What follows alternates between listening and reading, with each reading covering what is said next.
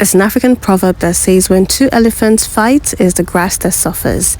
In this case, the two elephants are Nigeria and South Africa, and the grass is an e-hailing app called Bolt. So earlier today, the 22nd of August 2024, what would have started as a normal day in both countries, in the southern part of Africa and also in the western part of Africa, I'm talking about South Africa and Nigeria now, didn't start off quite as that, because South Africans decided to be naughty. And how did they do that?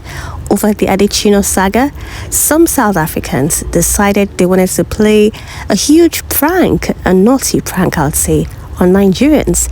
They woke up, decided to get their phones, their tablets, whatever this device they had on them, and they would book rides either on the Uber app or on the Bolt app. Input a Nigerian address, and what happens is when the Nigerian driver gets to that address and reaches out to the person who ordered the ride in the first place, the South African would then go ahead to cancel the ride.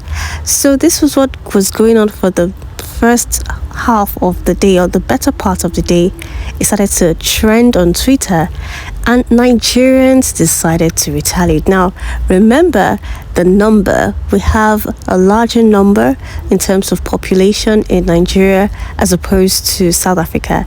And number two, the issue of the Nigerian beauty queen who wasn't allowed to participate in the Miss South Africa beauty pageant and had to come down to Nigeria after 20 years of being away, was also somewhere in the background. And just as expected, Nigerians also retaliated.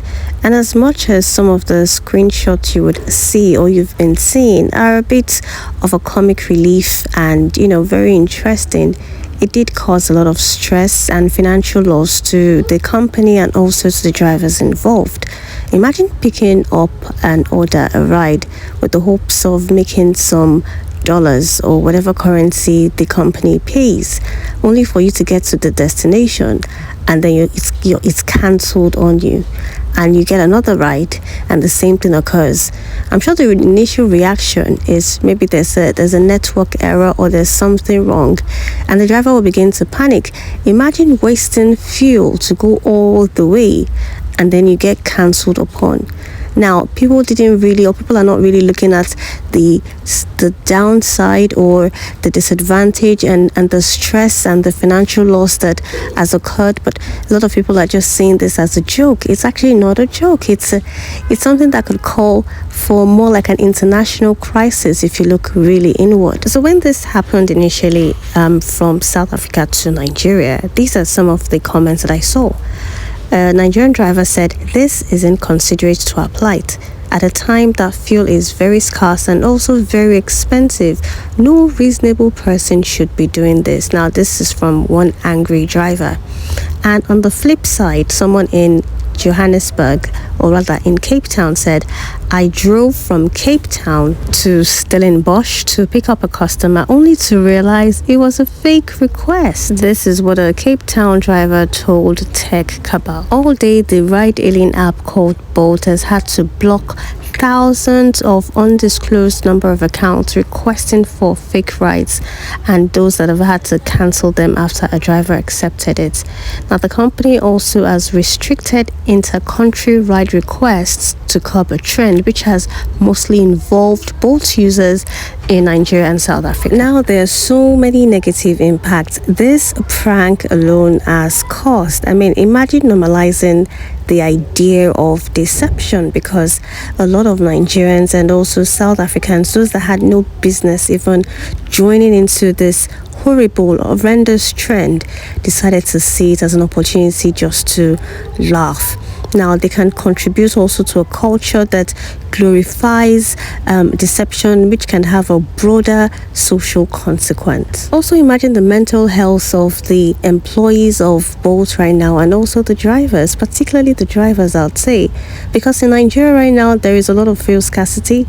So imagine having to buy at a very high price and then risking that to a location and then coming back and then losing back and forth, not knowing what was going on, all because some pranksters decided to make a prank on Twitter. I guess the big question on the lips of every reasonable person right now is there a crime that has been committed?